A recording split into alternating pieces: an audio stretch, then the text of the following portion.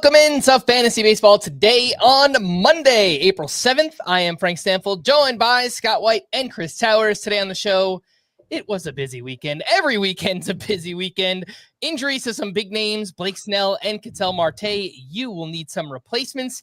The Rockies were busy promoting some of their top prospects and much more. But even before we get to players of the weekend, we just got some breaking news. Per Jeff Passan, first baseman Vlad Jr. and the Toronto Blue Jays are in agreement on a 14-year, $500 million contract extension, a monumental no-deferral deal to keep the homegrown star in Toronto for the rest of his career. Thoughts? It's not the deal I would want to give out if I was running a baseball team, but that's what players who are not in their 30s get now when they get to free agency. So I guess it's fine.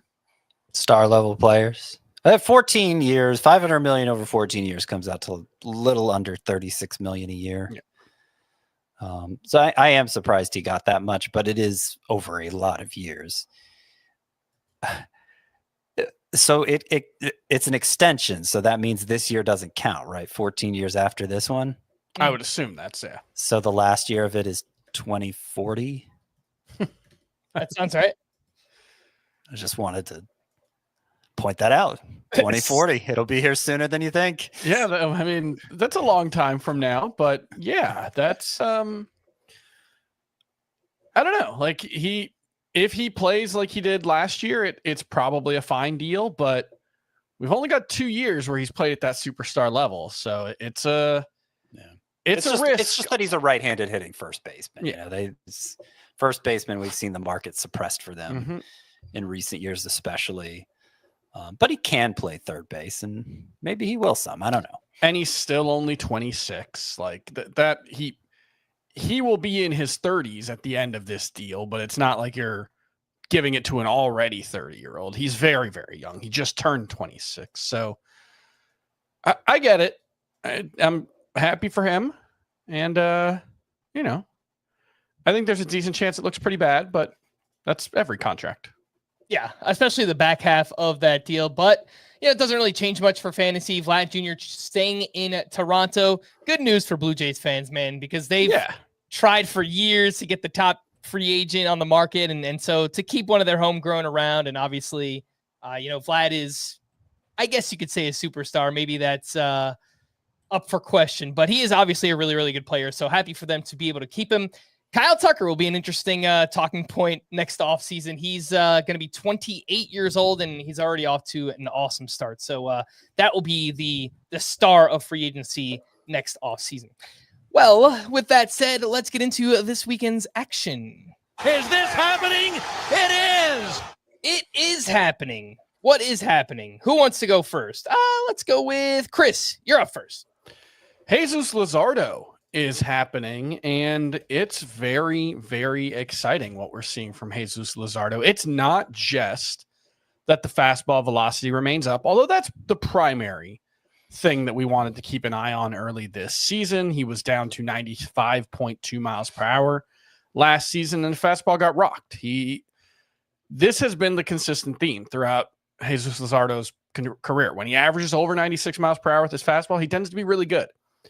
And when he's below it, he tends to be pretty bad. And right now he's sitting at 96.8. But he's also introduced this new sweeper that he's throwing primarily, but not exclusively, to lefties. And it's giving him a little more balanced of an arsenal, right? Because he's got the changeup and slider that he now throws almost exclusively to righties. Sweeper can be the big put away pitch to lefties. And it's 3 different pitches with a whiff rate of 40% or better so far. It's only 2 starts, but that is really impressive stuff. And I don't know, man. I know there's injury risk. I know there's some performance risk if Luzardo's stuff plays down, but he currently looks like a top 25-ish pitcher. Given what he's doing through his first 2 starts, given that we've seen him play at that level before, it feels a little less risky than saying it about some other guys. And also just, it's a really good team around him. which he didn't have in Miami. So there's a lot of ways it falls apart, and there's a lot of risk, but Jesus Luzardo looks like a huge win for anybody who drafted him. And the fact that this came against the Dodgers this weekend too, right? If you bench him, I didn't even mention that. Yeah. If you benched him, I'm sorry. I benched him in a lot of leagues, and I think we told people to bench him, which, again, I tell people what I do on my own teams, and so I missed out on this Luzardo start everywhere. But now you feel even better about getting him back in your lineup after he just had that start. So I guess the next question is Luzardo just a must-start pitcher now? Until he shows otherwise, I would say so. I can't imagine sitting him after this start. Yeah. Yeah. And I will point out the one league where I started Chris Paddock is a league where I had Jesus Luzardo on my bench. So what a gut punch. Yeah. That could have gone better. It could have gone better for sure.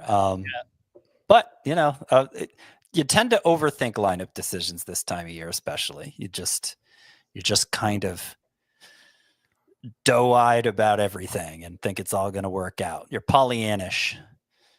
Right? Is that the right term? Pollyanna? Think everything's gonna go great. Pepper Ann? Much too cool for 7th grade. Much too cool for 7th grade for sure. Looking at the SP rankings, Scott, you're the high man on Luzardo right now. Obviously, he's going to move up after this start. And just looking at some of the names in this range, Papio, Kikuchi, Gosman. Oh, he's way ahead of those guys now. Gavin Williams, is he ahead of Kodai Senga? Is he ahead of Sandy Alcantara? Is he ahead of Seth Lugo? Are we pushing Luzardo that high? Because then we're talking about SP 40 range. So. The problem is there are two different questions, right? Who would I start ahead of Jesus Luzardo is a much shorter list than who would I rather have the rest of season than Jesus Luzardo, right? Like, I would rather have among the names you mentioned, Seth Lugo, for sure. But if they both had identical matchups in the next week, I think I'd probably rather start Luzardo right now. Yeah.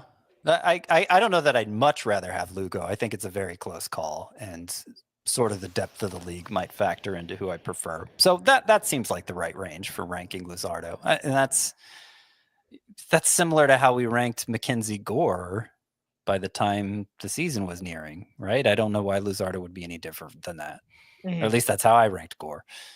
Let's talk about another pitcher who is off to a great start. That is Cy Schwellenbach. Destroyed the Marlins, 8 shutout innings, 2 hits, 0 walks, 10 strikeouts, 23 whiffs on 99 pitches, 11 of those on the fastball, which was just incredible in this one. 48% whiff rate, 43% CSW. And I did see some notes from our buddy Lance Brazdowski. He has a Substack, a newsletter that goes out. I highly encourage everybody to subscribe to that. And I saw some notes in there on Schwellenbach's fastball. Apparently, he's getting more vertical break and more extension on his fastball this season, which is obviously helping it play up. And it was really, really good in the start. Not that Schwellenbach needed to get better, but it looks like he has gotten better, at least through 2 starts. I get it. The competition here against the Marlins, it's a really, really good matchup. But for those who were hoping and praying for the Schwellenbach breakout, it looks like it's happening. Yeah, he generated a whiff on 31% of his pitches in the strike zone, or on 30% of his swings in the strike zone. That's a really big number. Last season, only Josh Hader had a higher mark among all pitchers. Now, doing that for 1 start is very different. There have been other pitchers who have had similar, but it just highlights how dominant he was in this one. Uh-oh. It's a little bit early, but I think he's here. It's Robo Scott. Yeah. No, it was doing this even before you signed in, Frank. So we might be in for a tough night with this. But Schwellenbach had 5, he had a deep secondary arsenal that he was able to mix and match based on matchups. So you take that deep secondary arsenal full of swing and miss pitches, and you pair it. You add in this elite fastball. That's going to be with elite control too, by the way. My favorite stat for Schwellenbach, the Schwellenbach start this weekend, he entered the start against the Marlins with a 0.33 whip, and he lowered it. So his whip right now stands at 0.29, which I'm not sure is a whip I've ever seen before. In some ways, that's more impressive than like a 0 whip, just because like you have to pitch enough innings to get precisely that number, 0.29. Yeah. And it was a weekend short on good starts from good pitchers, especially. So really welcome stuff from Spencer Schwellenbach. Yeah, it was an interesting weekend of like pitchers who had a good first start. A lot of those didn't have great second starts, and just some big name pitchers that are off to weird starts this season. Like Corbin Burns is off to a weird start. Bryce Miller, we'll talk about some of those names a little bit later on. Jacob deGrom, weird start this weekend as well. We'll get to those names. Scott, how about a hitter, your player of the weekend? Yeah, Rafael Devers. And I know we've talked about Rafael Devers a lot. I think this will be the last time we talk about him for a while, because we couldn't have gotten a more definitive sign that he's totally fine, totally back to normal than what happened on Sunday. In a doubleheader, he went 4 for 4 in the first game with 2 doubles. He went just 1 for 4 in the second game, but with his first home run of the season. I think you have that reverse, Scott. Okay, fair enough. Not that it's a big deal, but yeah. Yeah. Overall, he went 5 for 8 with 2 doubles and a home run. And he had 6 balls batted 103 miles per hour or more between the 2 games. So, and look, I was already convinced he was back prior to this game. This is just all like final confirmation as far as I'm concerned. The bat speed was up after lagging early on. He looked like he was totally back to form. And I think this is even more than what it says for Rafael Devers. I think this is demonstrative of how you should approach a struggling stud early in the season. Because remember, Rafael Devers started out 0 for 19 with 15 strikeouts. Like, looked totally inept. Couldn't have been worse, yeah. Since then, 19 at-bats since then, 10 for 19 with 2 strikeouts. And that is just how baseball works sometimes. And the thing is, with Rafael Devers specifically, the reason why I like him as an example is because there were extenuating circumstances. There were reasons to believe that there may actually be something to this awful start to the season, given that he never had the shoulder issues from last year addressed, and the final 2 months went poorly and all of that. But there was also the fact he was Rafael Devers. There was also the fact he played in just 5 spring games and probably didn't have his timing down. But even if you couldn't make concrete excuses for it, and I got to admit, like, my take on here was, yeah, you need to hold on to Rafael Devers, but it was hard to articulate exactly why. And I understood as I was explaining this, it probably didn't sound very convincing. But the reality is just he's Rafael Devers. Yeah, it was just he's Rafael Devers. The season's less than a week old. And the thing is, this turned around so much quicker than it could have. Like, this happened in like the span of a week. His season turned on a dime. It could have taken 6 weeks. And for some of your struggling studs, it will take that long. But you have to, like, this is a lesson that needs to be relearned every year. For some reason, people just have short-term memories, and I guess it's human nature. You buy into what you're seeing right now. There are some people who want to map out what the whole rest of the season looks like based on, here on April 7th. They know based on everything that has happened so far, how the season's going to play out. And it's absurd. You know, I'm not going to say we've learned nothing so far, but we've learned next to nothing so far. And especially about hitters. But even pitchers. I mean, Corbin Burns hasn't given a good start yet. I still think he's going to be an ace this year. And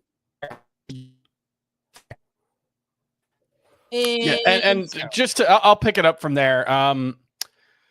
One thing we're learning what like the bat speed data can tell us and what we can learn. And I think one takeaway from Rafael Devers' start that you can see in the bat speed, it was all timing. Like the fact that his swing speed has been down is concerning because he dealt with the shoulder injuries, but swing speed is not just a result of how hard you can physically swing the bat. It also, like, batter swing speed is higher in hitters counts than in pitchers counts.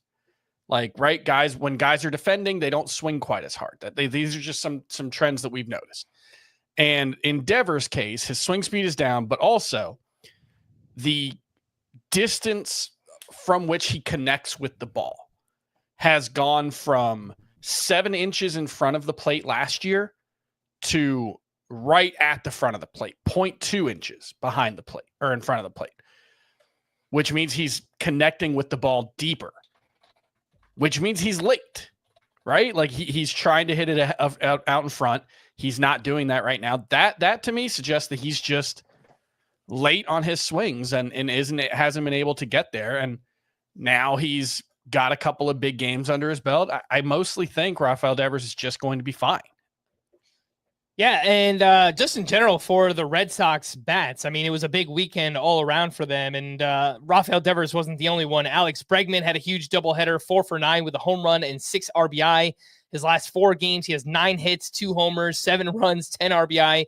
And Willy Abreu, after that huge game on opening day, he's just continued to hit the ball very hard here. 3 for 5 with a home run on Friday, and then 3 for 7 with 4 RBI across the doubleheader on Sunday. So, like I said about the Cubs, I mean, there are a few lineups each year here that just kind of break out altogether, and it helps everyone's fantasy value. So I feel that way I feel like that could be happening for the Cubs. I kind of feel like that could happen for the Red Sox this season as well. Before we hit our first break, just a reminder that you can listen to FBT and FBT Express on Spotify. And big thanks to those watching us live. Make sure to hit the like button and subscribe on YouTube if you haven't already. Let's take a break, and we'll be back right after this. She knows,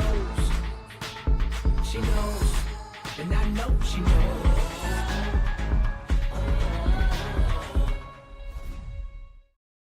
Welcome back in Fantasy Baseball today. News and notes, lots to cover from the weekend. Ketel Marte was placed in the IL Saturday with a left hamstring strain, and Marte, just looking at his skill set, doesn't have many downsides, but one of them is the fact that he has dealt with injuries to both of his hamstrings throughout the course of his career. So, Chris, I know that you're usually good at finding the injury timeline for really any injuries, but how much time are we expecting Ketel Marte to miss here?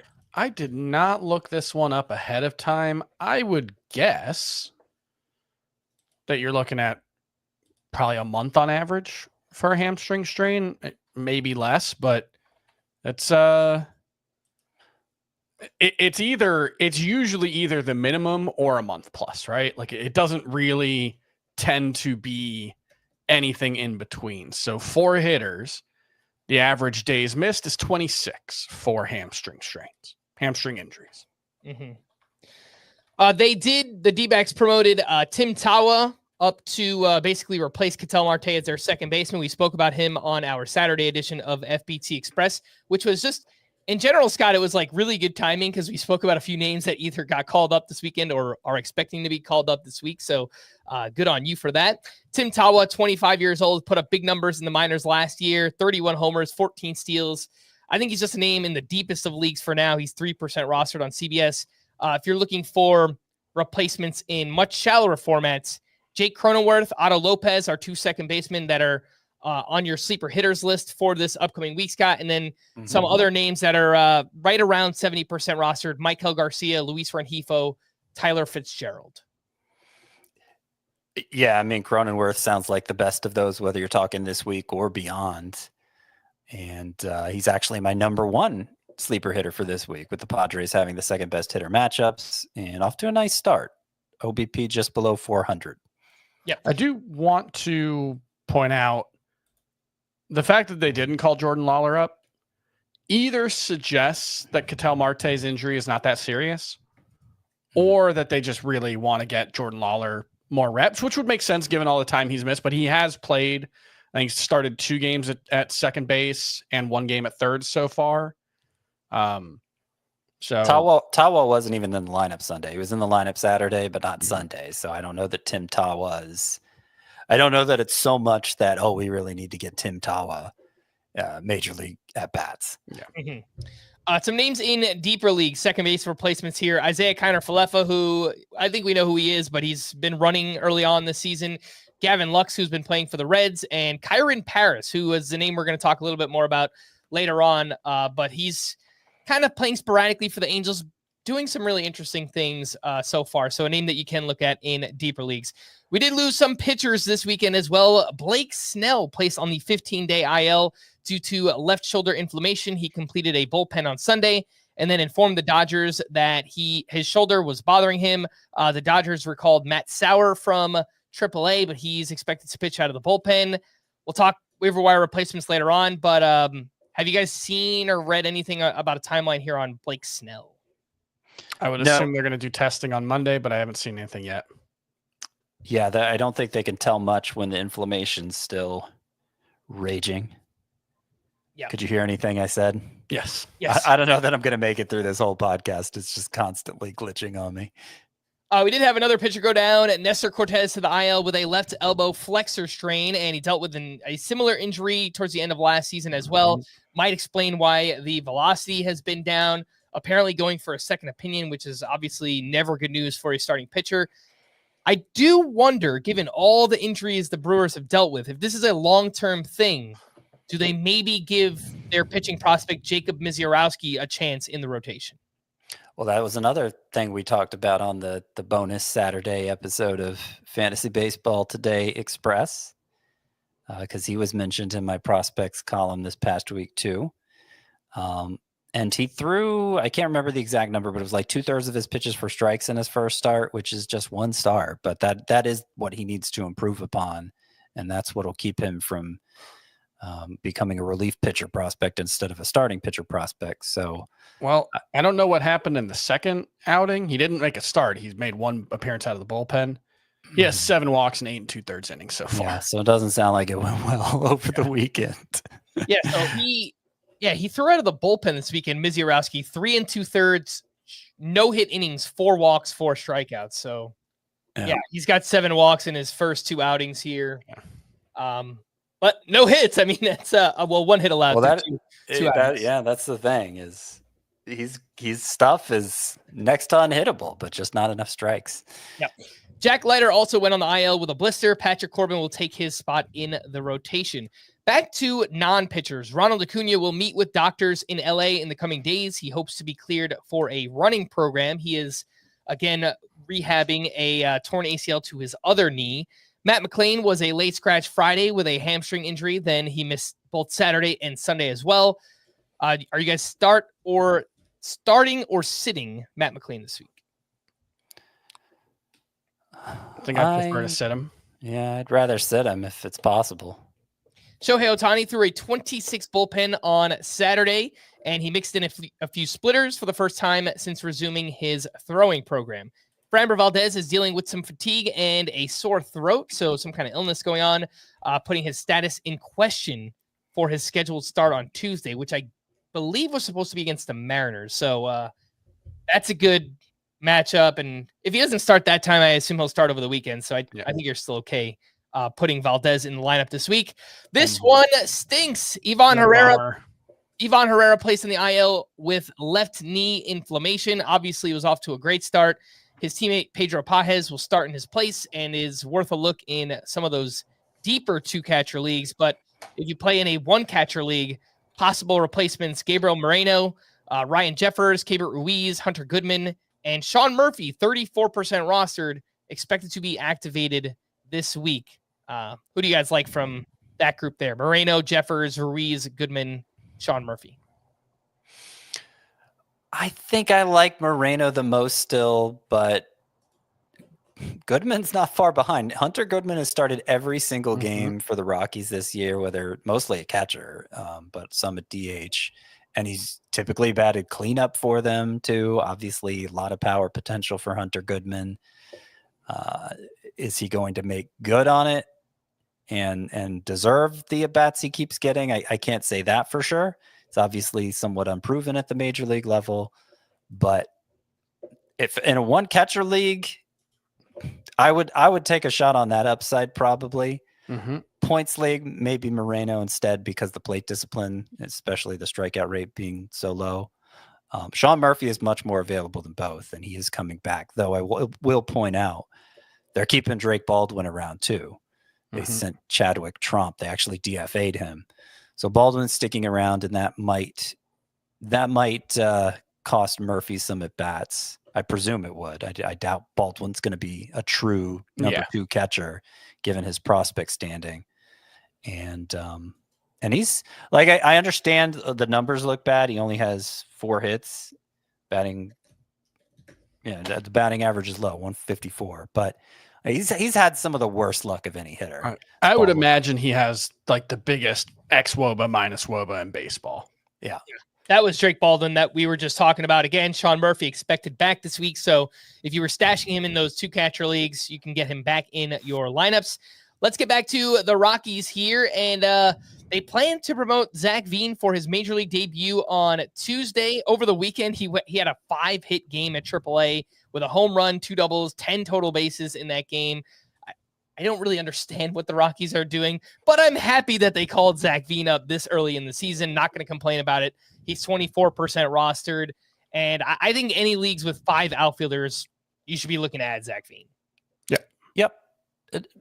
Now, I presented that on Twitter, and a lot of the questions were like, oh, should I drop him for this guy? And I usually found myself saying no to the people asking if they should drop player X for Veen. But if it is 5 outfielders, you at least look to see who you can drop, and you go even harder after him if you need stolen bases, because I think that is the most likely thing Veen is going to contribute. I think he very well could contribute power too. The exit velocity readings this spring and in the minors were good, much improved from what we had previously. Spent a lot of his minor league career playing through injuries, which has suppressed the production. I don't think he's like a super safe investment. It's very likely he strikes out 12 times in his first 20 at bats and gets sent down. But there's the upside is enticing enough in 5 outfielder leagues for you to gamble on Zach Veen. All right. The other news for the Rockies is that they promoted their top pitching prospect, Chase Dollander. He made his major league debut on Sunday against the A's. 5 innings, 7 hits, 4 runs, 1 walk, 6 strikeouts, 2 homers allowed, but did pick up the win in the game. He had 10 whiffs on, I believe, 79 pitches. In that one, he's 37% rostered. Look, it's tough, man. It's tough to trust any pitcher, let alone a prospect. But, he does come with big pedigree. He was a first-round pick. Great numbers in the minors, but I just don't really know how much we can trust it at all. So I think what you're hoping for is something like this where he's not good, but it's not a total disaster if you have to start him at home. And then hopefully he can be really good on the road. I think that's probably something like the best case scenario. Maybe the best case scenario, he's actually useful at home, but that's pretty unlikely. But if he can be a 4.5 ERA guy at Coors Field and a 3.50 ERA guy on the road, I think that's realistic. It's not the most likely, but it's realistic. This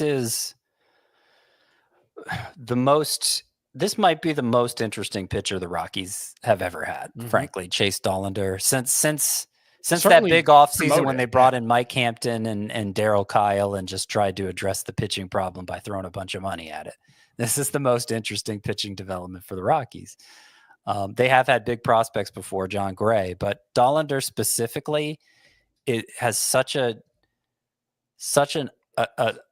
like the fastball, the characteristics on the fastball, its ability to induce whiffs on its own. You would hope that's enough at Coors Field, where, famously the thin air, it flattens breaking balls. So it often like neutralizes a pitcher's best weapons. But in Dollander's case, it's the fastball itself. I would like to see him, at least in his home starts, throw his fastball more than, I believe it was 43% of the time, which is not a low percentage for a fastball, but I think he needs to lean on it even more in those home starts. So it'll be fascinating to see how it plays out for Chase Dollander. He didn't have a great spring. His first start at AAA wasn't that great. I'm surprised he got called up, frankly. So I'm not moving to add him, but I'm definitely keeping a close eye on Chase Dollander. All right. Spencer Strider will make another rehab start at AAA on Thursday. I kind of thought his next start would come in the majors because his last rehab outing, 5 1/3 no-hit innings with 8 strikeouts at AAA, 75 pitches. And he looked ready, but I don't really blame them for playing it cautiously here with Spencer Strider. Gunnar Henderson was activated on Friday. He went 1 for 13 this weekend. Lots of strikeouts as well. It's going to take some time for him to get back on track and find that timing.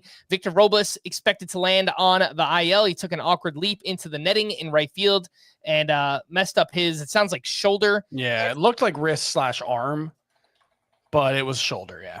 Yeah, had to be carted off. He was in so much pain. Sleeper hitters in the outfield, Max Kepler and TJ Friedel. If you need a speed replacement in shallower leagues, Victor Scott and Jung-Hoo Lee is actually hitting well and running a little bit early on. Some speed in deeper leagues, Tommy Pham, Zach Veen, who we just mentioned, Johnny DeLuca, and Leody Taveras. Does that cover outfield replacements or any other names that stand out for you guys? I really like Lee, especially for head-to-head points leagues. He's right up there with Lars Nootbaar for me and how high of a priority he is in those formats. And if he is going to steal bases, which it's only 2, small sample, but it's 2. It's 3. It's 3. Even better. He does have the speed to steal bases. It wasn't a huge part of his game in the Korean League, but if he's making an effort to do it more, then Jung-Hoo Lee might be a really nice surprise this year. He is not totally punchless either. It's probably more doubles than homers power, but I don't think he's just a slap hitter. So yeah, I think Jung-Hoo Lee could be legitimately good. It's also just worth reiterating, if you specifically need speed, Zach Veen. Yeah, I think he's well behind this group, but he's also much more available than this group, and this group might already be gone in your league. Also, Jordan Walker, he's attempted, I think, 3 steals already, and hitting the ball really hard. So it looks like he might be starting to figure it out. 19% strikeout rate in the early going. Average exit velocity entering today was like 93 miles per hour. So yeah, there are some very good signs with Jordan Walker all around. Alexis Diaz began a rehab assignment Friday and is nearing a return. He may not be the closer right away, which makes sense. He did not have a good spring. Xavier Edwards was scratched Sunday due to a sore right knee. He's day-to-day heading into Monday, so might want to make sure you have a shortstop replacement on your bench for that one. Cody Bellinger returned to the lineup Sunday after missing 2 days with back stiffness. Sandy Alcantara won't start on Monday as he's set to go on the paternity list. It looks like he'll start next weekend against the Nationals instead. Moving around a little bit. When the Dodgers put Freddie Freeman on the IL, they were called a catcher prospect from AAA, and we thought, Dalton Rushing, it's got to happen, right? No, it was Hunter Fiducia. It's the Star Wars meme with Anakin and Padme, and they're calling up Dalton Rushing, right? Yeah, no, they didn't. No, they did not. A couple other players went to the IL this weekend. Nolan Gorman with a right hamstring strain, Michael Soroka with a right bicep strain, Colin Holderman with a right knee sprain, which probably further entrenches Dennis Santana as the short-term closer here, at least for the Pirates. Let's take our final break. When we return, we'll get back into the waiver wire and this weekend's action right after this.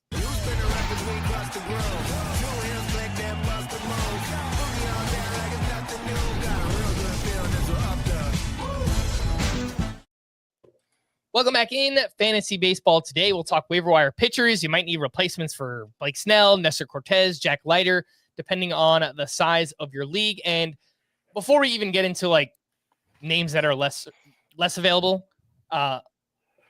names that are more available, excuse me, just check to make sure like the Drew Rasmussens, Chris Bubiches of the world are not available, because obviously they are like head and shoulders above the rest right now, right? Is there anyone else that kind of comes to mind like in that?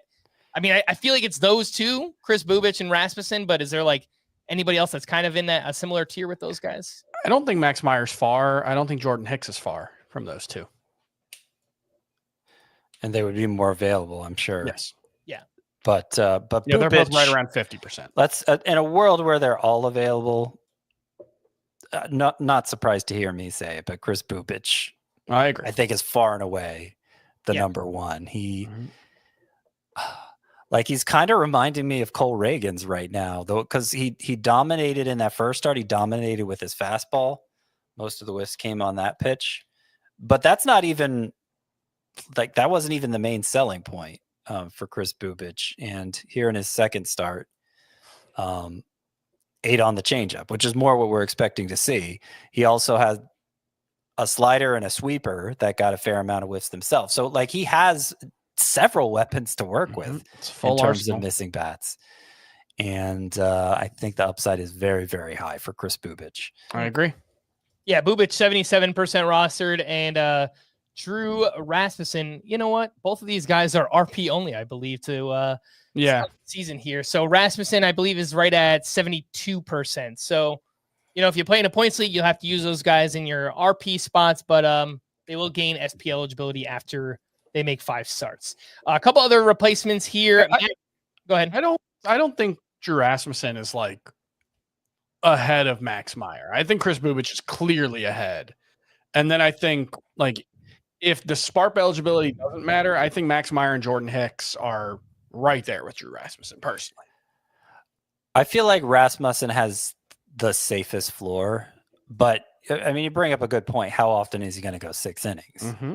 That's last time we talked about Drew Rasmussen. That was your point. It's a fair one, but the ERA and WHIP are going to be low. I feel very confident in that. Just not sure he's the strikeout guy that Meyer can be. Yeah. Well, let's talk about Max Meyer at the Braves this weekend. 6 innings, 3 runs, 8 strikeouts, had 15 whiffs on 92 pitches, allowed some hard contact in this one, but the velocity remains up. The slider was great. Got 8 whiffs on that pitch in this one. Reese Olson, a quality start against the White Sox. 6 innings, 2 runs, 5 strikeouts there. Eduardo Rodriguez, interesting start at the Nationals. He had 12 strikeouts, but 4 runs allowed over 5 innings. And, he's 60% rostered. He's home against the Brewers this week. So I think we kind of know who Eduardo Rodriguez is, but obviously 12 strikeout start will get your attention. He was a must-start pitcher in 2023. Yeah. He had a 3.30 ERA that year. Kind of fell off in the second half, if I'm remembering that season correctly. That sounds right, yeah. I think he got hurt, yeah. It was a great first couple months for Erod in that one. Tomoyuki Sugano picked up his first major league win at the Royals, 5 1/3, 1 run with 4 strikeouts. His velocity was down in this one. It was also 45 degrees in the game. And Matthew Boyd is a name we really didn't talk much about in spring, but here he is. He's had 2 good starts so far to start the season. This one against the Padres, 6 shutout, 5 strikeouts. And last year he was good too. I understand we've kind of gone through the Matthew Boyd experience for years now, but last year in 8 starts, a 2.72 ERA, 1.13 WHIP, very high strikeout rate, good swinging strike rate as well. I don't want to use him this week because he's at the Dodgers, but he pitches for a good team, and so far he's looked pretty good. Who are your 2 or 3 favorites from this group? Boyd, Sugano, Erod, Reese Olson, and Max Meyer. That's tough to narrow down. I think it's Meyer, Olson. I think there's a drop after that, and it probably just depends on what the next matchup for everyone is. So, Boyd's got the Dodgers. It might just be Erod versus the Brewers.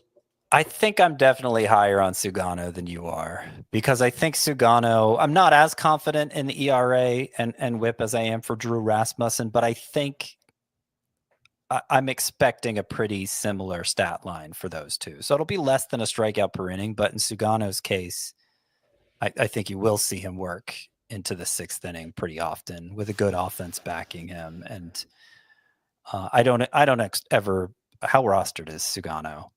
42%. Man, I'm surprised it's that low.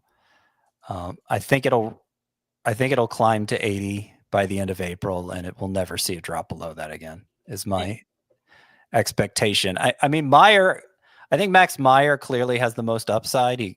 Because usually when you're talking upside, you're talking strikeout potential, and he clearly has the most strikeout potential.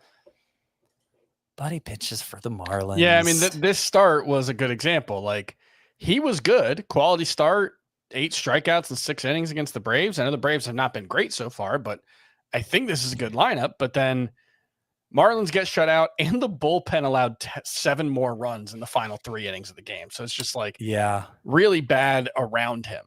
He's bad supporting cast, and I'm sure his workload is going to be limited throughout. It's going to be limited So yeah, I'm willing to put. I think he's the most talented of them, and at this point in the season, I'll just ride with talent. I get it, but I'm going to put Sugano and Olsen ahead of him. I'll put Meyer third.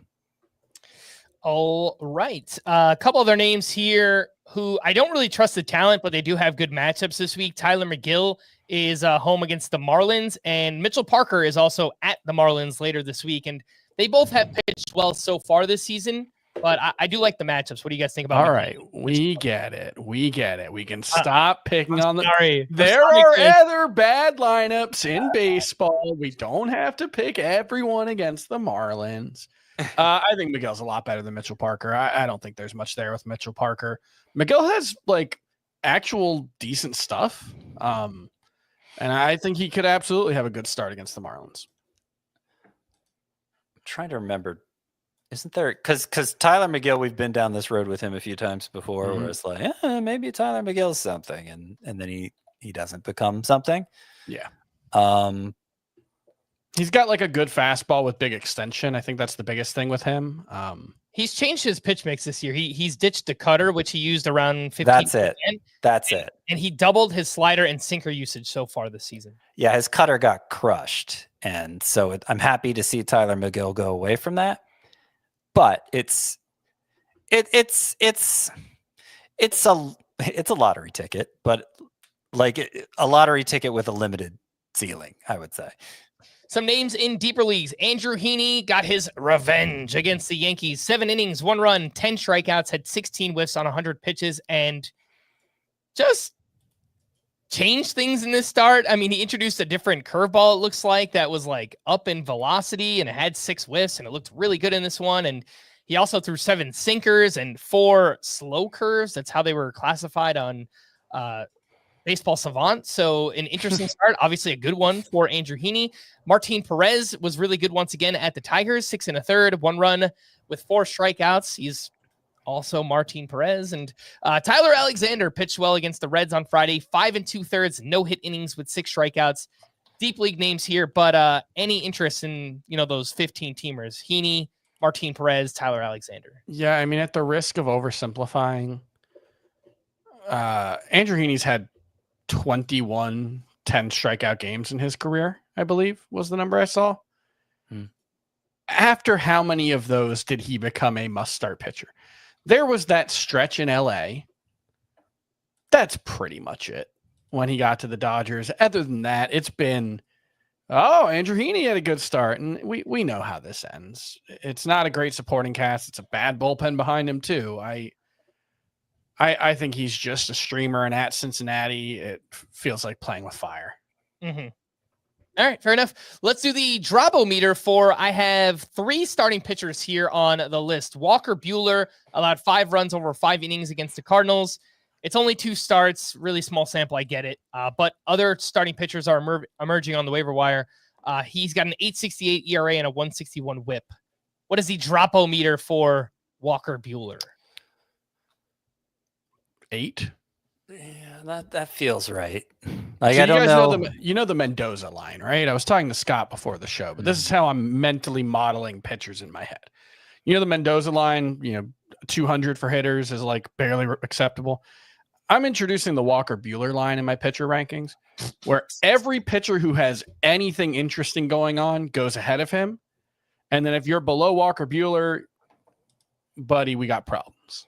So that's where I'm at on Walker Buehler. So I think there's just almost nothing interesting about him. What does that come out to in your rankings? Right now it's 74, but that needs some massaging. I think it feels probably a little around high. 90 is probably the line. Yeah, that's yeah. I can probably come up with 80 pitchers I'm more interested in than Buehler at this point. Which, 2 weeks ago, maybe not. There was that lingering question. Yeah. Could the adjustments to his arsenal we saw in the postseason carry over? But I feel like, and I know it's early, but this is not the case of this is the case of a guy who had an ERA over 5 last year, and just showed some faint signs of life. 1.5 good starts in the playoffs. So this isn't, getting back to my point at the start of the podcast, this isn't counting on your studs to come around, because Walker Buehler hasn't been a stud in a long time. Like your expectation for him should have been fringy all along. And I think he's kind of confirmed it already, at least as much as anybody can confirm anything. What about Justin Verlander up against the Mariners? 2 1/3 innings, 3 runs. Obviously was not very efficient. Didn't last very long here. 42 years old now. Just the first 2 starts have not looked great. Granted, swinging strike rate is pretty high. Still 75% rostered. Where is Justin Verlander on the Drop-O-Meter? 7? Yeah, I think right around the same spot. Okay. And what about Ronel Blanco at the Twins? 1 2/3 innings, 4 runs, 3 walks, 3 strikeouts. He's got a 9.45 ERA, 6 walks to 9 strikeouts over 6 2/3. He just hasn't been going deep so far. Again, it's only 2 starts, but where would Ronel Blanco be on the Drop-O-Meter? 7. I'll go 6. I'm not opposed to dropping him. He has been missing bats at a nice rate, and it seems like control's been his main issue early on, and that could straighten out. But it's not like he was a big investment in the first place. And if you want to use that spot to try out some of the early risers, I think that's fine. In Verlander's case, for what it's worth, I think he could still be usable, but I think that's all he'll be, is kind of a streamer at this stage of his career. So that's why Justin Verlander is so droppable. All right, let's slide over to waiver wire hitters from the weekend, and kind of light weekend here. TJ Friedl, who we mentioned earlier as an outfielder you can add this week, one of Scott's sleeper hitters. He went 4 for 5 with his first home run, 2 runs, and 2 RBI on Saturday. So big game for him. Ben Rice, I wanted to mention, led off both Thursday and Friday. So Goldschmidt was out of the lineup Thursday. That made some sense. Goldschmidt back in the lineup Friday against a righty. Ben Rice still led off that game. He went 1 for 4 with a steal, back-to-back games with a steal there. And then he also started Saturday. He hit second against a lefty. He went 1 for 5 with a run scored. Out of the lineup Sunday with Cody Bellinger back in there. But he's 58% rostered. Not sure it needs to be much higher than that, but I feel like opportunities will begin to come. Will continue to come here for Ben Rice if he continues to play well, obviously. I mean, I was encouraged to see him start against one lefty. It's just the one, and he sat some, but I thought it was going to be a strict platoon, and he's forcing his way into the lineup, at least forcing Aaron Boone to think about it against left-handers, and that's encouraging. I look at some of the first baseman we've been talking about all week, the risers at that position early on. Spencer Torkelson, I think, was my favorite early, and he had a walk-off double, very hard hit ball on Sunday. But a lot of strikeouts and only 2 walks since that 4-walk opening day. So I think Torkelson has slipped probably behind Ben Rice at this point in my order of priority with these first basemen. Then you have Soderstrom, who hit his 4th home run on Sunday. But you look at the data for him, the exit velocities, the expected stats, pretty much dead on with last year when he wasn't a major difference maker in fantasy. So I don't know. I don't know where I feel like I'm not sure Soderstrom is actually improved as opposed to just, he's off to a hot start. He has 4 home runs already. Kyle Luzardo hit another home run off a lefty over the weekend. I think he's clearly number 1, and he's made 2 appearances now at first base, I believe. So he's on his way to picking up first base eligibility. I think Luzardo is the clear number 1 for me. I guess I'll give Soderstrom the edge over Rice because there isn't the platoon concern for Soderstrom, but that's closer than maybe a lot of people would think it is. And then Torkelson's behind him. I still think Torkelson has a chance, but he slipped some for me. Did you see Aaron Boone's explanation for why he hit Ben Rice leadoff the other day? No. All he said was he rakes. Oh yeah, he does. He has Not been wrong. raking all spring long and start the season, so that is fair. A couple names here in deeper leagues. Kyron Paris, 2 for 4 with a sock and a shoe on Sunday. This is a former second-round pick by the Angels back in 2019. Very bad last year in the minors, but 2 years ago, 14 homers, 44 steals, had a really big spring for the Angels as well, which earned him a spot on the roster. Now, sporadically getting some playing time. Leody Taveras had 3 steals this weekend. He's up to 5 already. He's not doing much else besides that. Matt Mervis had a big game on Saturday, 3 for 5 with a double dong, 3 RBI. One of those came off a lefty, and a random big weekend for Trent Grisham, who 2 for 4 with 2 homers on Saturday, 1 off of a lefty. And he has now started 4 straight games, 3 homers, 8 hits, 9 RBI during that span. Very deep league stuff here, but any interest in Kyron Paris, Leody Taveras, Matt Mervis, and Trent Grisham? I think Taveras only if you're desperate for speed. Paris, I can't say that there's nothing there because he is young. He struck out so much in the minors. You're talking like 30 to 35% pretty much everywhere. So I think it's unlikely. For not much of a power hitter. Yeah, so I think it's unlikely Kyron Paris is much more than a 15-team league kind of guy. What was the other name you mentioned? Grisham And Matt Mervis. A couple of those home runs were like pop-up home runs. Yeah. Yeah. Like he snuck one of them just around the left field foul pole in Pittsburgh where it's pretty shallow. Yeah.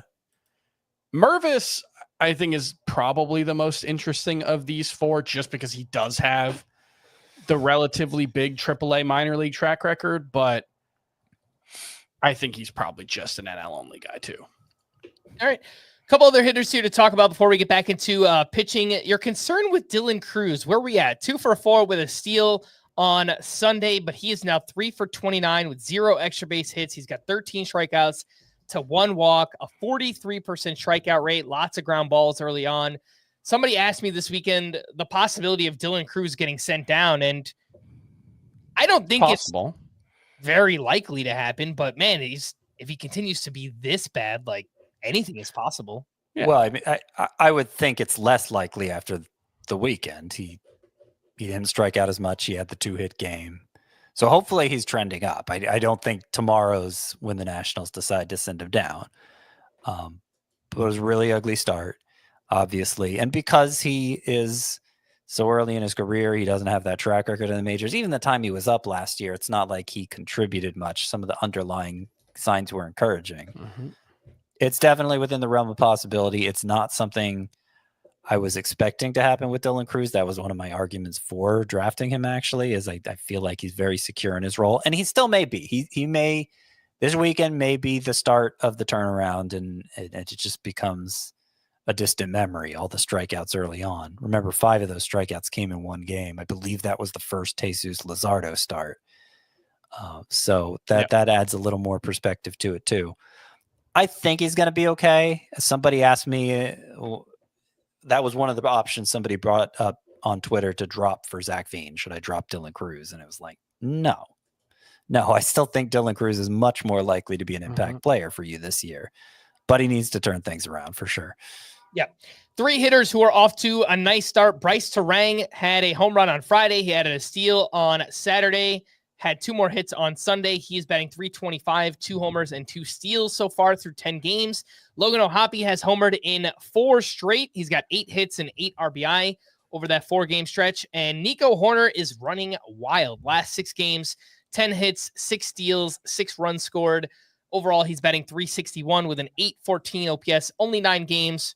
Really small sample size for all 3, but specifically for Horner, the fact that he really didn't have a spring training and he's coming back from forearm surgery, this is a really good sign. I know we were all kind of down on Terang and Logan O'Hoppe, but it has been a nice start for both of those guys as well. Yeah, one guy making us look really good for our collective faith in him, and 2 guys making us look real dumb so far for our collective fading of them. We all, I think, like Nico Horner, Scott probably the most, but that's looking like a great pick because he missed 2 games and he's been awesome ever since. So that worked out about as well as it possibly could have. O'Hoppe, I'm surprised how much he's playing.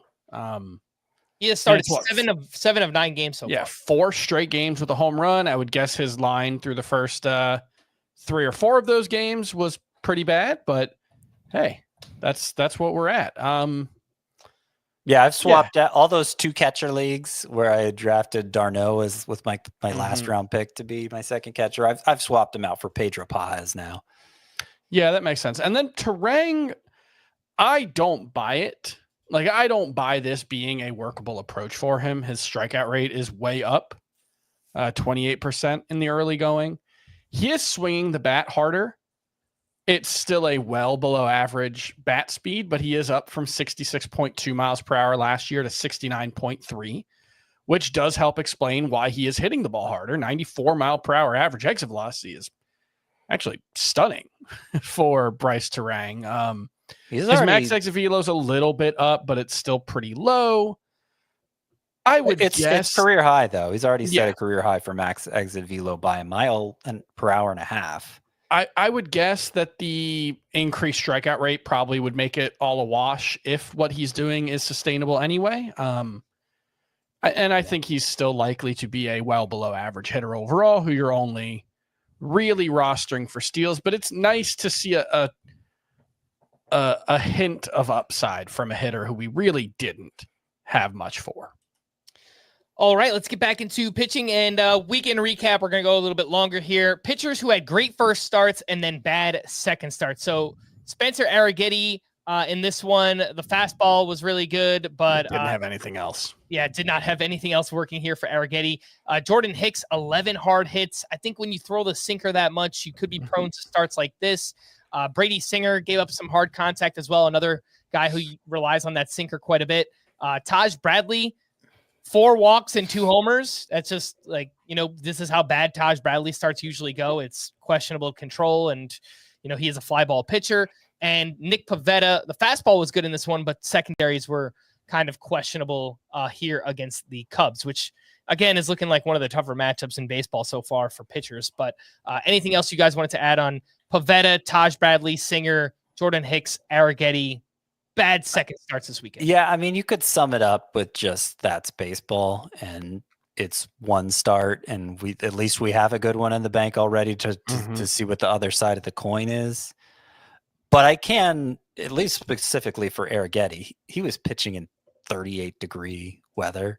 So I imagine he just didn't have a feel for much other than the fastball, which is not his, he's a guy who needs to be fading the fastball. Because he's at his worst the more he uses the fastball. So that's all the more reason to give Spencer Arrighetti a pass for this one. There were a lot of cold weather starts this weekend, a lot of velocity down because of it. You mentioned the Sugano start was that way, but there were a lot like that. This was the most extreme one, 38 degrees. I'll also point out, because I don't know if we're going to get to him, but Tyler Glasnow was terrible today. It was raining the entire time he was on the mound, basically. And it was really one of those where, they knew the rain was going to let up at some point fairly soon. I think by the end of the inning that he left, the rain had pretty much stopped. So, Christopher Sanchez didn't get much of the rain. It was bad. Tyler Glasnow was very uncomfortable. And I think that explains everything about why he struggled in this one. I do want to just, with Jordan Hicks, he's barely thrown the splitter so far, and that was a really good pitch for him last year. I do wonder if there's something to when he's throwing this hard, he's not as comfortable throwing the splitter. I don't know. He only threw 3 of them today. 2 of them were hit in play. They were both hit very hard. So maybe he also just didn't have the feel for the splitter in his first 2 starts, and maybe that's coming. But part of my enthusiasm for him is a mixture of the reliever version velocity with the starter arsenal, because the sweeper and splitter were both really good swing and miss pitches for him. So I do want to see more, but I remain pretty encouraged by what the stuff has looked like so far for Jordan Hicks. All right, let's get into 2 pitchers who are just off to bad starts so far this season. And Corbin Burns was at the Nationals, 5 innings, 4 runs allowed, 4 walks and 3 strikeouts. And that's really it. I mean, 7 walks through 2 starts is just pretty weird for Corbin Burns so far. And Bryce Miller at the Giants, 5 1/3 innings, 4 runs allowed, 3 walks, 4 strikeouts. And he's throwing more curveballs this season. It's been a really good pitch for him, but fading his fastball, which was basically his bread and butter when he first came up. And control has been a little wonky for Bryce Miller as well. Is there anything else you're seeing with those 2? Are you okay leaving them in your lineups this week, Corbin Burns, Bryce Miller? Yeah, I'm going to keep starting them. Yeah. I think you should try to buy low on Corbin Burns. I mean, Luzardo and something. try it, because I still think Corbin Burnes is going to be a top 10 pitcher this season. I agree. And I will point out with Miller, the curveball, kind of a new pitch for him. I think he introduced it right at the end of June last year, and it was about a 10% usage pitch for him the rest of the way. And it was really good for him. So that's a good start. I'm not too worried. Otherwise, it's just we don't have a super long track record for Bryce Miller, and there have been so many different versions of Bryce Miller throughout his very short career that, who is Bryce Miller, I think is still an open question. He's clearly talented, but, you can tinker your way into and potentially out of success at times. And I do wonder when you throw 8 or 9 different pitches, whatever, he might be up to that many by now. It might be tough to do that consistently.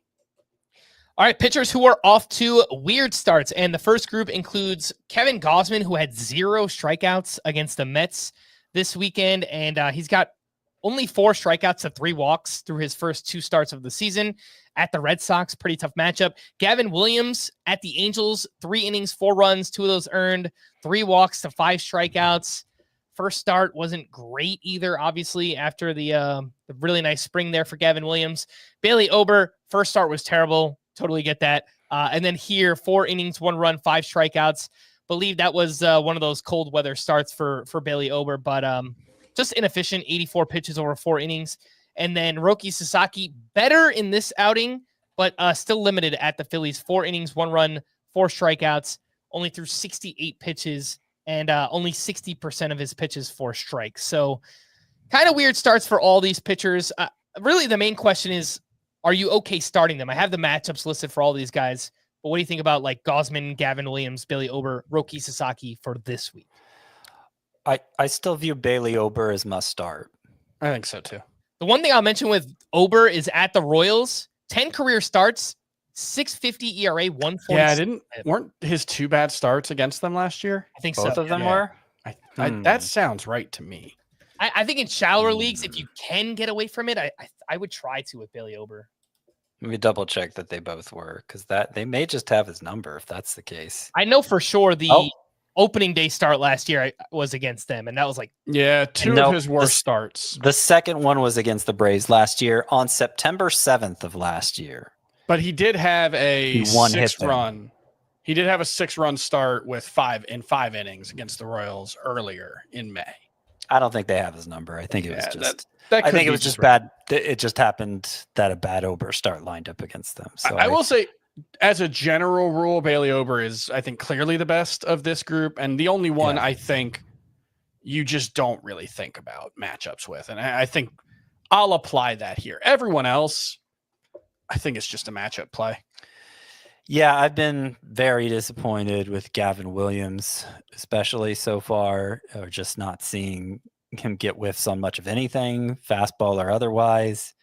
Again, he still hasn't brought back his best swing and miss pitch from last year, the cutter, which I know Chris has made the case that it was only something he introduced last year out of necessity because his other pitches weren't working because his delivery was thrown off by the early season elbow injury and everything. But doesn't appear that his other pitches are working that great right now either. Yeah, this is one where it's just like, I get like either his elbow was cranky last year or his mechanics were off. I think he's talked about that. And that's why he wasn't throwing the slider, which had a bunch of break. He was throwing that harder cutter. But there's no reason he couldn't also introduce the cutter as a bridge pitch because he's so good at getting whiffs and chases. He probably needs something that can live in the strike zone a little more, though. And I think a cutter could be a big thing for him. And it just, I don't understand the thought process here where it has to be one approach or the other when he's shown multiple different approaches. So that's frustrating from Gavin Williams. And then Kevin Gausman. Before we move on from Gavin Williams, he's facing the White Sox this week. Yes. I would lean towards starting him. Yeah, I agree. And then Kevin Gausman, you know the meme of the lady drinking kombucha and she's like, ugh. Yeah. That's been me with Kevin Gausman since the start of the spring. When I saw his velocity was up, I was like, And then his splitter has just been really bad since the spring. He wasn't getting good results with it at all. The movement profile is different. I think he's what he was last year, unfortunately, which is you just pray he doesn't get blown up in any given start. So you don't have the third reaction from the lady drinking the kombucha. Well, because I think there's 4. I think she goes, there's actually 4. Yeah, And then she's like, ugh, well, mm. yeah. And then she ends up at, Yeah. ugh. If he has No, she ends up on a good note. If he has an 8 strikeout start against the Red Sox, you might be. We might get there. You might get the happy face. See, they cut off the GIF sometimes before it gets all the way through the reactions. Kevin Gausman, by the way, you do not want to use him at the Red Sox this week. So no, I would avoid that one. Do not want to do that. Gavin Williams, yes, against the White Sox. Bailey Ober, I'm a little bit more, I think, tepid there at the Royals. But obviously you drafted him as like your SP2 or SP3. And then his most recent start against the Royals was a 1-hit gem. Yeah. FWIW. Sasaki home against the Cubs. I would rather not. We're not. I got to see him make it through 5 innings before I start him. Yeah. All right. Next group here. Pitchers off to weird starts. Jacob deGrom, Robbie Ray, Tanner Bybee blown up this weekend. Tyler Glasnow, you mentioned the weather there. 5 walks in this one. Jackson Jobe against the White Sox, just kind of a mess start here. So, yeah. What do you guys think about like using? I think we're using Glasnow. Like you drafted him as your SP2 probably. But what about like Jobe, Bybee, Robbie Ray at the Yankees? Is DeGrom, if you drafted him, obviously you're starting him. But yeah, you're probably starting Bybee.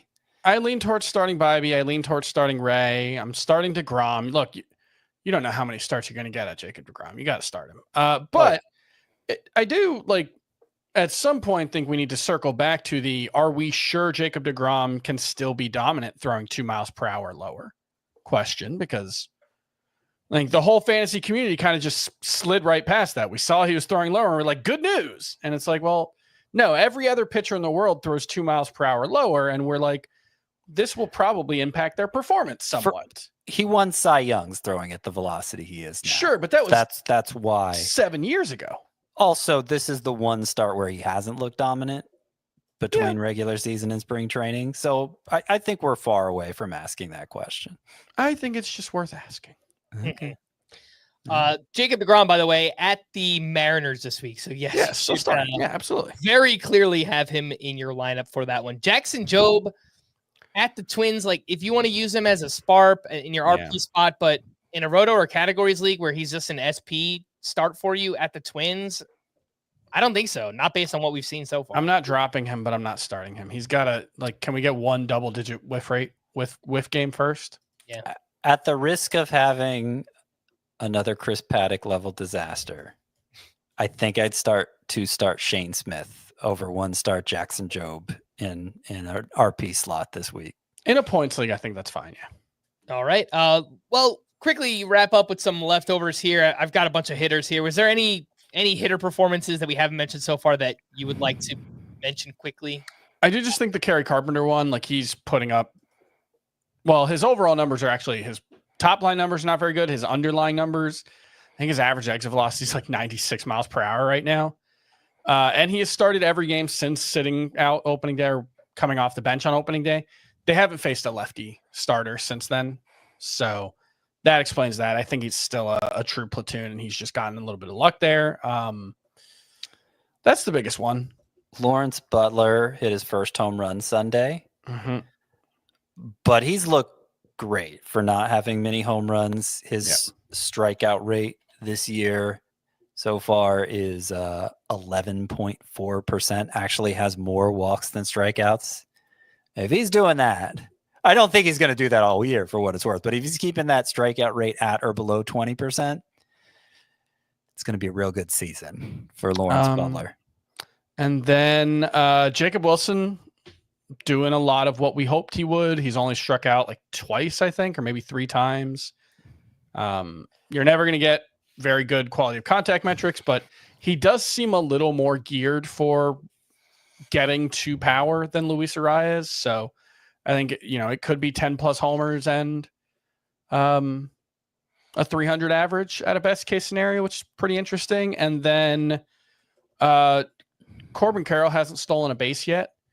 Well, that's because he's hitting everything like 94 miles per hour right now. And he's got like 8 7 or 8 extra base hits already. So don't complain about Corbin Carroll not stealing bases when he's crushing the ball. Also wanted to give a shout out to Jose Ramirez, who had a 3-homer game on Friday, the second time he has done that in his career. Some other pitching leftovers here. Great start from Imanaga. Max Fried picked up his first win with the Yankees. Yamamoto, his first quality start of the season. And Chris Bassett's got someone I know that you've been all over at the Mets. Great outing here. 6 2/3 shutout innings, 9 strikeouts, 0 walks. 0 walks is key for him. Struggled with control out of nowhere last season, and he only had 1 start with 0 walks last year. He already has done that so far this season. So I think it's a nice start for Chris Bassett. Yeah, and allow me to remind everybody that 2021 through 2023, so the 3 years prior to last year, Chris Bubic averaged 14 wins, a 3.41 ERA, a 1.13 WHIP, and 8.5 K per 9. He was basically must start. That was Bassett, by the way. You said Bubic. Yeah, sorry. Chris Bassett, Bubic on the brain, I guess. Chris Bassett, though, 14, 341, 113, 8.5, previous 3 years. And I think last year was just a misstep, and he's right back to being that guy. All right, let's get into some bullpen stuff from the weekend. And for the Red Sox on Friday, Aroldis Chapman entered with 1 out in the 9th inning, runners on 1st and 3rd, a 4-run lead. He walked 1, then got a double play for his second save. He pretty much just looks like the guy there. Chapman is 79% rostered.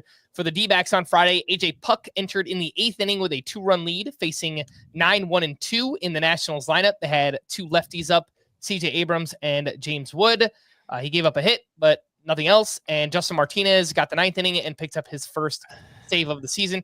Really looks like they're just going with matchups, which is exactly what they said they were going to do. So, yeah. To start out, I think somebody will, I'm leaning toward Justin Martinez eventually claiming the job outright because he's looked fantastic.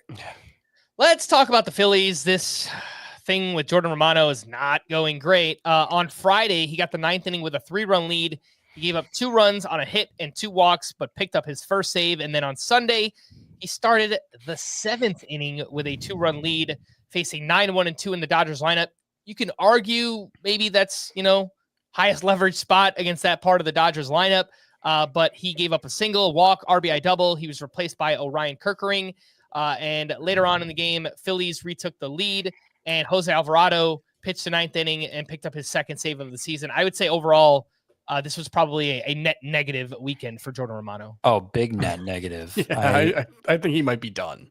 He might be. He might be. I'm not dropping him in those leagues where the saves are scarcest, like with those really deep roto leagues.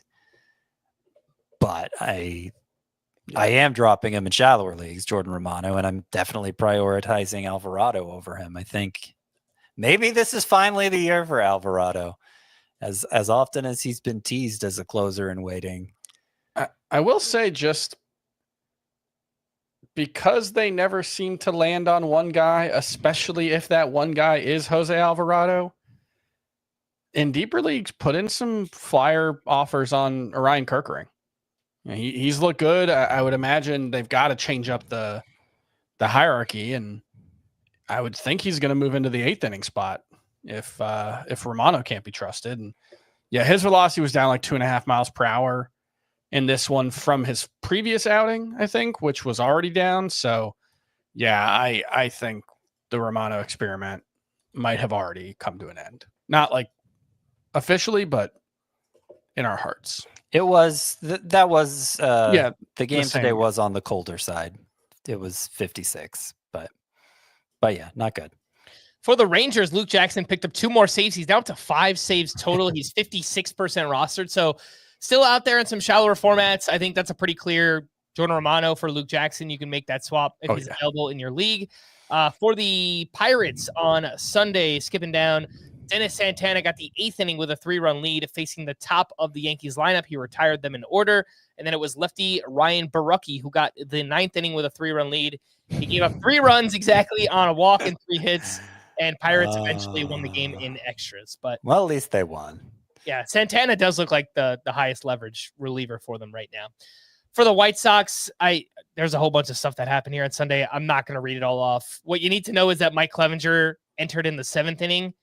I had him in a few 15-team leagues. I dropped him I dropped him in all of them too. Yeah, I was dropping him for your Tony Santillan, who's obviously not the Reds closer. Canley, Bender. I'd rather have Bender than him, which is about as big of an indictment of Mike Clevenger as I could give. Yep. Yeah. For the Twins on Sunday, Yohan Duran got the 8th inning with a 2-run lead, facing 8, 9, and 1 in the Astros lineup. So kind of interesting usage. And then Griffin Jax got the 9th inning. He gave up 2 runs on 3 hits. He took his first blown save. The Twins would eventually lose in extra innings. But to me, Duran profiles as the highest leverage pitcher. I don't know if 8, 9, and 1 in the Astros lineup is the highest leverage spot. So it's just kind of weird usage, I think. I don't know if you guys felt the same way. It is. What do you know? Yeah, I don't really know what the explanation is, but it's weird. Yeah. Yeah. But your guy, Scott, Griffin Jax, he blew the game here. So I don't know. That's Yohan Duran next time. Yeah. No. It's hard to trust Rocco Baldelli, though. But we have seen this doesn't look like a leverage spot, obviously, 8, 9, and 1 against the Astros lineup. But using your best reliever in the leverage spot has backfired an awful lot already this year. Yeah. So I don't know. The Cubs on Sunday, Ryan Presley got the 9th inning with the game tied. He gave up an unearned run on a hit and a walk. He took his first loss. And through 6 games, he has a 4.50 ERA and a 2.50 whip. 2 strikeouts to 6 walks. So it doesn't look great. I would say the only thing that helps Presley is that Porter Hodge actually blew the save in the 8th inning of this game. But before Sunday, Hodge has looked better than Presley on the whole. So I don't know if they'll make that swap because Presley's the veteran, but he's looked a little shaky here to start the season. Yeah, I think neither of them has looked super great, but I think Hodge has obviously looked better. Yep. For the Giants on Sunday, Ryan Walker was unavailable. Camilo Duvall got the 9th inning with a 1-run lead. He gave up a run on 2 walks and 2 hits, took his second blown save, but wound up with the win because the Giants walked it off in the bottom of the 9th. To stream or not to stream on Monday, and let's see if there's Hayden Wesneski at the Mariners, maybe. That's an okay matchup. Casey Mize looked great in his first start, but he's facing the Yankees, so I don't know. Matthew Liberatore, good matchup at the Pirates. Richard Fitz against the Blue Jays, I don't know. Yeah, I like Mize as a 2-start pitcher this week, but when you're just isolating it to the single start against the Yankees, don't like it as much. I might like Hayden Wesneski at Seattle the most out of this group. I think so too, yeah. Which, not a great sign for this group. Maybe Richard Fitz against the Blue Jays would be second. Has he made just 1 start? I think so, yeah. That was a long time ago, right? There's a couple, like Shane Baz has only made 1 start. There's a couple of guys like that, yeah. Yeah. On Tuesday, we have Shane Smith at the Guardians. Ben Lively on the other side. Not that I trust him, but he's facing the White Sox. Landon Arup gets the Reds in San Francisco. Carrasco, I don't think is very good, but he's at the Tigers. What do you think about Tuesday? I think Lively's probably the best, but that's, again, an indictment on the rest of this group. Yeah, I guess. So you don't have any interest in Shane Smith? I think he's interesting as a 2-start pitcher, but I don't think you're going to get a lot of strikeouts. So you're kind of just at the whim of the White Sox defense and the BABIP gods, and that doesn't feel like a good place to be. What about Landon Arup? Just at Cincinnati. That's the problem. I think it's home against Cincinnati. Oh, okay, home against Cincinnati. Yeah, and their offense has been questionable. Yeah. No, their offense just might not be that good. Well, it's early. They still have Ellie De La Cruz. Yeah. Could work. I think I would probably go. Yeah, I'd probably go Roop first. I think Roop, yeah, and then Smith, and then Lively. I think. Roop, Lively, Smith, but I think Roop is the best of that group.